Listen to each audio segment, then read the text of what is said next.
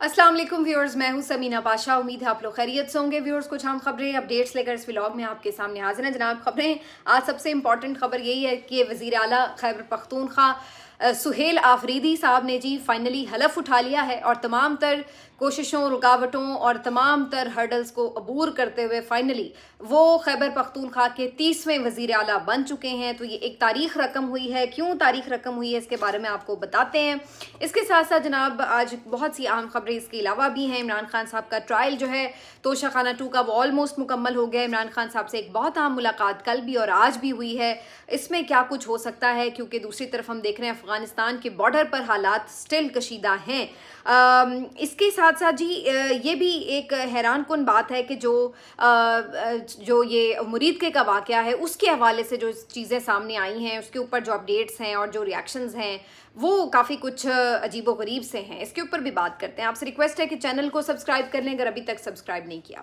तो जनाब तारीख रकम हो गई, क्योंकि पहली बार तारीख में हमने ये देखा, पाकिस्तान की हिस्ट्री में हमने पहली बार ये देखा कि एक बहुत ही मिडिल क्लास नौजवान, 36 साला नौजवान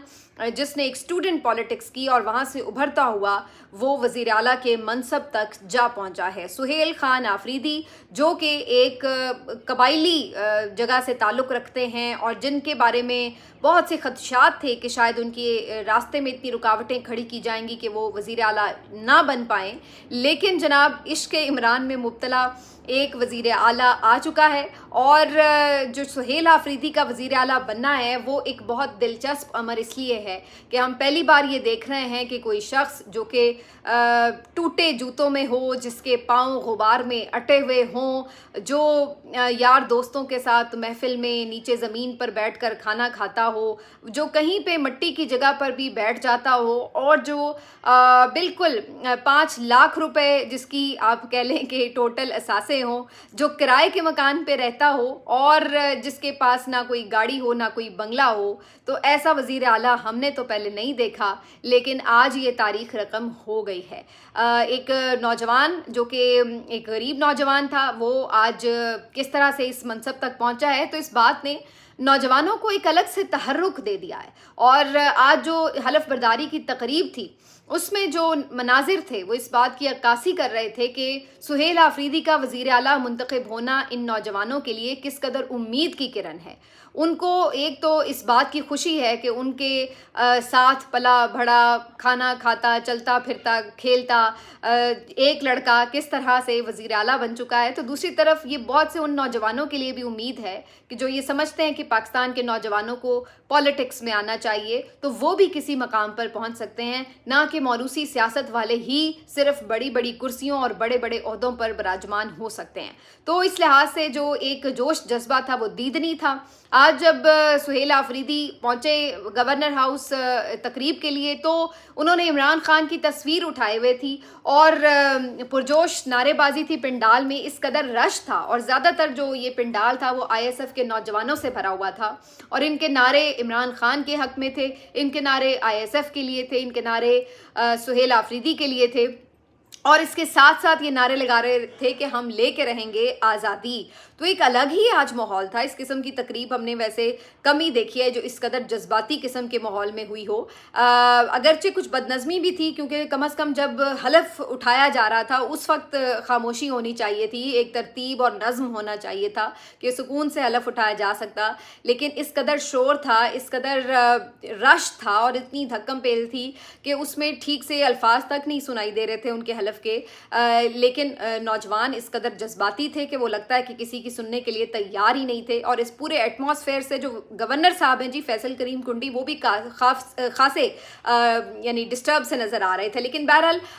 तकरीब तो हो गई और वो तमाम लोग जो ये कह रहे थे कि जनाब नहीं बनने देंगे, हम देखते हैं कैसे बनता है, तो जनाब उन्होंने देख लिया कि ऐसे बनता है। कहीं ना कहीं तो आपको अवाम की ताकत के आगे सर निगूं करना पड़ता है और ये भी एक ऐसा ही मामला था। और सुहेल आफरीदी का यूं मुंतखब हो जाना यकीनी तौर पर 2-3 चीज़ों की एक फतह है। एक तो ये कि तमाम जो PTI के लोग हैं वो आज भी इमरान खान के नज़रिए के साथ खड़े हैं, उनके साथ, उनके नाम के साथ वाबस्तगी, उनके साथ इंटैक्ट रहना, یہی ان کی سیاست کا مرکز و محور اس وقت بھی دکھائی دے رہا ہے۔ دوسری بات یہ کہ عمران خان جیل کے اندر بیٹھ کے بھی مزید طاقتور ہیں، کبھی بھی کسی بھی وقت کتنے بڑے صوبے میں جہاں پہ اتنا امپورٹنٹ اس وقت ایک آپریشن چل رہا ہے، جہاں پہ بہت سارے اور معاملات ہیں، وہاں پر وہ کیسے ایک جملے کے ساتھ ساری بساط جو ہے وہ پلٹ سکتے ہیں، بدل سکتے ہیں۔ اور اس کے ساتھ ساتھ اس میں جو جیسے میں نے کہا نوجوانوں کے لیے امید ہے، اس کے علاوہ اس بات کے لیے بھی امید ہے کہ ایک نیا نوجوان جب آتا ہے اپنی سوچ لے کر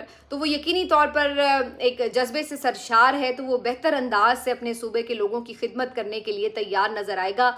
اس بات کی سب امید باندھ کر بیٹھے ہیں۔ اب وہ کتنا کامیاب ہوتا ہے وہ تو وقت بتائے گا، اور وقت سے پہلے میرا خیال ہے بہت بڑھا چڑھا کر کسی چیز کو ہم ایکسپیکٹیشنز جب لگا لیتے ہیں تو وہ پھر خاصی پرابلماٹک بھی ہوتی ہیں۔ اور یہی پرابلم جو ہے وہ علی امین گنڈا پور صاحب کے ساتھ بھی ہوئی کہ انہیں اتنی زیادہ امیدوں کے ساتھ جب وزیر اعلیٰ بنایا گیا اور وہ اس پہ پورے نہیں اترے تو پھر اتنی ہی زیادہ شدید تنقید کی زد میں بھی آئے۔ تو دیکھتے ہیں سہیل آفریدی کس حد تک امیدوں پر پورا اترنے میں کامیاب ہوتے ہیں، اور خاص طور پر ایک بہت ہی وائبرنٹ قسم کے سوشل میڈیا کے آگے جب آپ بالکل نہتے کھڑے ہوئے ہوتے ہیں تو پھر آپ کو احساس ہوتا ہے کہ اب آپ کو ہر کسی کو سیٹسفائی کرنا آپ کے لیے کتنا مشکل ہوتا ہے۔ بہرحال جی، سہیل آفریدی صاحب کی یہ حلف برداری کی تقریب جو ہے وہ خاصی جاندار، جوش جذبے سے بھرپور اور بڑی مبارکبادوں کا سلسلہ جاری۔ اب باقاعدہ طور پر آفس کا چارج بھی سنبھال لیں گے سلمان اکرم راجہ، جنید اکبر خان، عرفان سلیم اور مینا خان آفریدی، شاہد خٹک، یہ وہ نام ہیں جو بہت زیادہ متحرک رہے، جنہوں نے ہر محاذ پر سیاسی طور پر بھی، قانونی طور پر بھی، ہر جگہ پر پہنچ کر اس بظاہر ناممکن کو ممکن بن کے دکھایا۔ اور سلمان اکرم راجہ صاحب نے جو اس میں قانونی حکمت عملی اپنائی وہ بھی شاندار رہی، کیونکہ آج جب جو پشاور ہائی کورٹ میں درخواست تھی مولانا فضل الرحمان کے بھائی لطف الرحمان کی طرف سے کہ جی یہ جو انتخاب ہے وہ غیر آئینی ہے، اس پہ بھی سماعت ہوئی، تو 2 رکنی بینچ نے سماعت کے دوران یہی کہا کہ یا آپ یہ واپس لے لیں یا ہم فیصلہ کر لیں۔ تو انہوں نے کہا جی آپ فیصلہ کر دیں، تو پھر وہ فیصلہ بھی پی ٹی آئی کے حق میں آیا اور وہ درخواست خارج ہو گئی، یعنی کہ عدالت نے قرار دیا کہ ان کا جو انتخاب ہے وہ ہر لحاظ سے آئینی ہے۔ تو اب اس میں جو عدالتی ایک رخنہ ڈالنے کی کوشش تھی وہ بھی کامیاب نہیں ہو سکی، لیکن اس میں مولانا فضل الرحمان صاحب کے لیے ضرور سوچنے کی بات ہے کہ ہمیشہ وہ استعمال ہو جاتے ہیں اور پھر بھی بار بار جا کے وہ اسی کیمپ کا حصہ آخر کیوں بنتے ہیں، آخر ان کے حصے میں کیا آتا ہے، نہ وہ وزارت اعلیٰ لے سکے، اور دوسری طرف لوگ ان کو یہ برا بھلا بھی کہہ رہے ہیں کہ جناب آپ 7 سیٹوں کے ساتھ جو ہے وزیر اعلیٰ منتخب کرانے چلے تھے، جبکہ آپ کو پتہ ہے کہ انتخاب بھی آئینی ہوا ہے، آپ کو پتہ ہے کہ ان کے پاس میجورٹی بھی ہے، تو آپ کو کیا ضرورت تھی جا کے چیلنج کرنے کی ان کے بہاف کے اوپر۔ اور پھر وہی ہوا کہ بعد میں فیصل کریم کنڈی صاحب ہوں، ان کے حصے میں بھی سبکی آئی اور مولانا فضل الرحمان صاحب کے حصے میں بھی شرمندگی ہی آئی۔ تو ایسے کام بندہ کیوں کرے؟ آپ جہاں پہ آپ کو نظر آ رہا ہے کہ یہ چیز آئین اور قانون کے مطابق ہے، تو کسی کے اشارے پر اس طرح کرنے سے آپ کے حصے میں پھر شرمندگی ہی آتی ہے، اور یہی ہوا۔ بہرحال جی یہ سب کچھ معاملہ تو طے پا گیا ہے، اب آگے بڑے بڑے امتحانات ہیں، کیونکہ دوسری طرف ہم یہ دیکھ رہے ہیں کہ بہت زیادہ کشیدگی ہو چکی ہے پاکستان اور افغانستان کے بارڈر پر، اور پاکستان اور افغانستان کے بارڈر پر آج صبح سے بھی جھڑپیں جاری رہی ہیں۔ کل کرم ایجنسی میں رات گئے سلسلہ تھا، پھر آج سپن بولدک تک چلا گیا ہے، اور دونوں طرف سے دعوے یہ کیے جا رہے ہیں، افغانی بھی ماشاءاللہ سے دعوے کر رہے ہیں کہ جی ہم نے پاکستان کو بڑا نقصان پہنچا دیا ہے، لیکن دوسری طرف کافی ویڈیوز وغیرہ ایسی جاری ہوئی ہیں جس سے پتہ چلتا ہے کہ پاکستان نے کافی نقصان پہنچایا انہیں اور بھرپور جواب دیا ہے۔ لیکن بہرحال بات پھر وہی ہے کہ اس کشیدگی کا فائدہ کسے ہے؟ کیا اس کا کوئی فائدہ ہو رہا ہے یا اس کا نقصان ہو رہا ہے؟ یہ سوچنے کی بات ہے۔ عمران خان صاحب مسلسل اس بات کے اوپر زور دے رہے ہیں جیل کے اندر سے بیٹھ کر کہ افغانستان کے ساتھ بات چیت کے ذریعے معاملے کو حل کیا جائے، افغانستان کو زبردستی اپنا دشمن نہ بنایا جائے، افغانستان کے ساتھ ہمارے دوستانہ تعلقات ہونے چاہیے، برادرانہ تعلقات ہونے چاہیے، کیونکہ ایک تو وہ ہمارا ہمسایہ ہے، دوسرا وہ مسلم ملک ہے، اور دوسرا خیبر پختونخوا کے جو رہنے والے ہیں ان کے ساتھ ان کے قریبی ٹرمز ہیں، تو ایسی صورت میں دراڑیں نہیں ہونی چاہیے۔ لیکن دوسری طرف اس جو رجیم ہے اس کا بالکل ایک الگ موڈ، ایک الگ موقف نظر آتا ہے، اور وہ سمجھتے ہیں कि अफ़गानिस्तान से जो पाकिस्तान के अंदर दर अंदाजी हो रही है और जो TTP को एक सहूलत दस्तयाब है जिसकी वजह से वो सिक्योरिटी फोर्सेस पर हमले कर रहे हैं, उसकी वजह से उनकी कमीनगाहों को निशाना बनाना ज़रूरी है, चाहे वो अंदर जाके अफ़गानिस्तान की कार्रवाई करनी पड़े। तो अब यहाँ पर एक मेजर हमें डिफरेंस जो है वो नज़र आता है। अब इस डिफरेंस को किसी एक तरफ तो लगना होगा, क्योंकि जो सूबाई हुकूमत है वो इससे इख्तलाफ कर रही है, जबकि वफाकी हुकूमत और इस्टेब्लिशमेंट जो है वो इसकी हमायत में है कि ऑपरेशन के ज़रिए, हर जगह ऑपरेशन के ज़रिए इस मसले को हल करना है। ऐसे में दो मुलाकातें आज बड़ी अहम हुई हैं। एक तो जी आर्मी चीफ की मुलाकात हुई है सदर जरदारी के साथ, और ये एक गैर मामूली मुलाकात करार दी जा रही है, क्योंकि बहुत से लोगों का ख्याल ये है कि अब सुहेल आफरीदी वज़ीर आला तो बन गए हैं, लेकिन सबको पता है कि वो तो ख़ुद एक चूँकि कबीले से ताल्लुक़ रखते हैं और कबायली अजला से बिलोंग करते हुए इस सारी सूरत हाल में उन जैसे शख्स के पास पावर का आ जाना, इसका मतलब ये है कि वो कहीं ना कहीं रुकावट क्रिएट कर सकते हैं ऑपरेशन की राह में। तो बहुत से लोग इस बात के लिए कयासराइयाँ कर रहे हैं कि शायद मामला किसी इमरजेंसी की तरफ जाए, मामला शायद किसी गवर्नर रूल की तरफ जाए, मामला शायद कुछ इस तरीके से हो कि जिसमें कोई तरमीम की जाए आइन में, और ये जो फाटा के ख़ास तौर पर इलाके थे जो बाद में सूबाई हुकूमत में ज़म कर दिए गए थे, इनको वापस फेडरल गवर्नमेंट के अंडर कर दिया जाए। इन तीनों में से कौन सी बात हो सकती है ये तो पता नहीं है, लेकिन बहरहाल इक़्तिदार के ऐवानों में कहीं ना कहीं ये चहमगोइयाँ ज़रूर हैं कि जनाब किसी सूरत भी इस तरह नॉर्मली शायद चीज़ें आगे ज़्यादा देर नहीं चलेंगी और कुछ ना कुछ तब्दीली आ जाएगी। इसी तनाजुर में जो आर्मी चीफ और सदर जरदारी की मुलाकात है उसको बड़ा इंपॉर्टेंट गर्दाना जा रहा है। दूसरी तरफ आज बैरिस्टर सैफ की इमरान खान साहब से अडयाला जेल में मुलाकात हुई है। याद रहे कि अडयाला जेल में ये इमरान खान साहब से उनकी मुसलसल दूसरी मुलाकात है 2 दिनों में। कल भी वो गए थे और आज भी वो गए हैं, और दोनों मुलाकातों के बाद उन्होंने गुफ्तगू भी की। कल उन्होंने इमरान खान साहब का पैगाम दिया और कहा कि जी वो बड़े पाकिस्तान से और अफवाज पाकिस्तान से मोहब्बत का इजहार कर रहे हैं। तो आज उन्होंने आके जो ट्वीट किया है वो बड़ा इंटरेस्टिंग और मानी खेज़ है। आज आके वो ट्वीट कर रहे हैं कि मेरी इमरान खान साहब से मुलाकात हुई है, और इमरान खान साहब ने ख़ासतौर पर जो अफ़गानिस्तान और इस वक्त पाकिस्तान के दरमियान बॉर्डर की सिचुएशन है उसके ऊपर तफसीली तबादला ख्याल किया है। साथ में बैरिस्टर सैफ कह रहे हैं कि जी इमरान खान साहब जो हैं वो समझते हैं कि इसमें अफ़गान हुकूमत के साथ बातचीत के ज़रिए मसले का हल होना चाहिए। और फिर ये भी उन्होंने बड़ी दिलचस्प बात कही कि अगर इमरान खान साहब की पैरोल पर रिहाई होती है तो इमरान खान साहब इस सिलसिले में अपना किरदार अदा करने के लिए तैयार हैं। अब ये एक बहुत डिफरेंट तजवीज़ है, मालूम नहीं है किस तरफ से आई है। ये बैरिस्टर सैफ की अपनी ख्वाहिश है या उन्होंने इमरान खान साहब से पूछा तो इमरान खान साहब ने कहा कि अगर ऐसा होता है तो मैं किरदार अदा कर सकता हूँ, या ये कोई नई डील है जो इमरान खान को ऑफर हुई है, या इमरान खान ने इस ख्वाहिश का इजहार किया है। मतलब अब इस बारे में कुछ कह नहीं सकते कि ये तजवीज़ आई कहाँ से है, लेकिन ये बात ज़रूर है कि बहरहाल बैरिस्टर सैफ ने ये बात की कि अगर पैरोल पे इमरान खान की रिहाई हो जाए तो वो अपना किरदार इस सिलसिले में अदा कर सकते हैं। ये बहुत ही हैरत अंगेज़ है, और ये आउट ऑफ द बॉक्स अगर बात आई है ना तो कहीं ना कहीं इसके अंदर कुछ बात ज़रूर है, कुछ सब्सटेंस ज़रूर है। अब इसको अगर 2-3 पहलुओं से हम देखें तो या तो इसका मतलब ये है कि सुहेल आफरीदी साहब की नामजदगी और फिर हलफ बर्दारी के बाद अब ये तय पा गया है कि इमरान खान साहब को ऑन बोर्ड लेना है, उनकी हुकूमत को ऑन बोर्ड लेना है और फिर आगे ऑपरेशन कंटिन्यू करना है। तो हो सकता है इमरान खान साहब से इस सिलसिले में हिमायत मांगी गई हो, उनको एतमाद में लेने का फैसला किया गया हो। दूसरा, इसकी वजह ये हो सकती है कि इमरान खान साहब को वाज़ेह मैसेज दे दिया गया हो कि जनाब अगर आपने इस पर ताउन किया तो ठीक है, नहीं ताउन किया तो फिर हम आपकी हुकूमत नहीं चलने देंगे। जो फिर वो ऑप्शंस जो मैं आपको पहले बता चुकी हूँ उनमें से किसी ऑप्शन का इस्तेमाल कर दिया जाएगा। तो ये भी एक हो सकता है कि तरीका उसमें मैसेज में दिया गया हो। और तीसरी बात ये भी हो सकती है कि इमरान खान साहब की तरफ से कोई पेशरफ्त हो कि जी इस मामले को इस तरह ना हल करें और इस सिलसिले में मैं अपने अंदर जो है जो भी अपनी कैपेसिटी में काम कर सकता हूँ वो मैं करने के लिए तैयार हूँ। तो अब इसके ऊपर काफ़ी स्पेकुलेशंस तो रहेंगी और जाहिर है कहीं ना कहीं से ये बात सामने भी आ जाएगी। अगर ना भी सामने आई तो अगले चंद दिनों में होने वाले वाक़यात जो हैं वो खुद ही बता देंगे कि इस बात का मकसद आखिर पीछे क्या था। लेकिन अगर कोई ये कहे कि इमरान खान की पैरोल पर रिहाई होने वाली है तो ये मैं नहीं कह रही कि उनकी पैरोल पर रिहाई होने वाली है, मुझे ऐसे कोई इम्कानात नज़र नहीं आते। वो आपको भी पता है कि ये रजीम किसी तरह भी इमरान खान को बाहर तो बहरहाल नहीं आने देगा, हत्तुल इम्कान कोशिश तो यही होगी। तो मुझे नहीं नज़र आ रहा कि इमरान खान की कोई पैरोल पर रिहाई होगी। लेकिन बहरहाल ये बात जो है, ये डिस्कशन जो है ये ज़रूर इंडिकेट करती है कि कोई राब्ता उस्तवार ज़रूर हुआ है, कोई एक मामला कोई एक दरवाज़ा खुला ज़रूर है। तो ये इस हद तक तो ये कम अज़ कम बात जो है वो दिखाई दे रही है। बहरहाल जी, इमरान खान साहब का ये जो ट्रायल है तोशा खाना वाला, ये भी आज मुकम्मल हो गया है और जो उनके वकला हैं वो बता रहे हैं कि इस बात का इम्कान है कि इसी हफ्ते में ही इसका जो फैसला है वो आ सकता है। फैसला भी इसको क्या कहें, सब तो इसको सज़ा ही कह रहे हैं कि सज़ा ही सुनाई जाएगी। तो देखते हैं कि इमरान खान साहब को ये वाली सज़ा कब सुनाई जाएगी। इमरान खान साहब को ऑलरेडी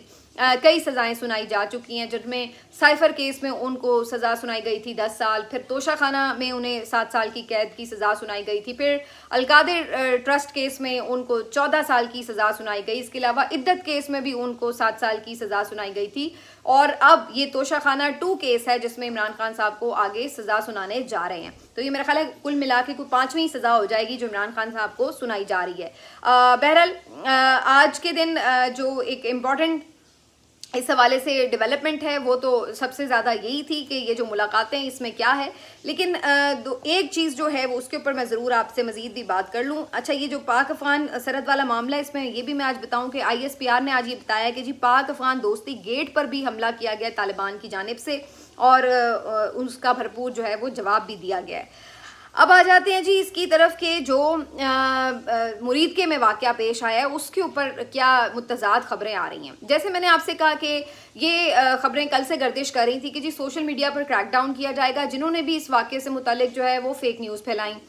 अच्छा ठीक है जी, वो आप ज़रूर करें, करना चाहिए जिसने फेक न्यूज़ फैलाई, लेकिन सवाल ये है कि फेक न्यूज़ तो उस वक्त फैलती हैं जब कोई ऑफिशियल मौक़िफ़ ना हो। तो मैंने पहले भी ये बात की थी कि ना आके आप कुछ बता रहे हैं कि भाई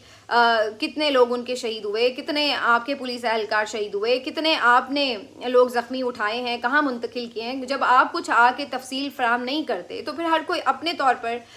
हर तरीके से अपने तौर पर बताता है। इसी तरह ये जो दोनों रिजवी बरादरान हैं ये कहाँ पर हैं, इसके हवाले भी स्पेकुलेशन उरूज पर हैं। कभी कोई कहता था जी वो शहीद हो गए, कभी किसी ने कहा वो फरार हो गए, कभी किसी ने कहा वो ज़ख्मी हैं। अब कहा जा रहा है कि जी वो एजेंसियों की तहवील में हैं। बहुत से जो इस्टेब्लिशमेंट के हामी सहाफ़ी हैं वो आके क्लेम कर रहे हैं कि जी वो इस वक्त एजेंसियों की तहवील में और उनकी गिरफ्तारी भी डाल दी जाएगी। तो इतनी ज़्यादा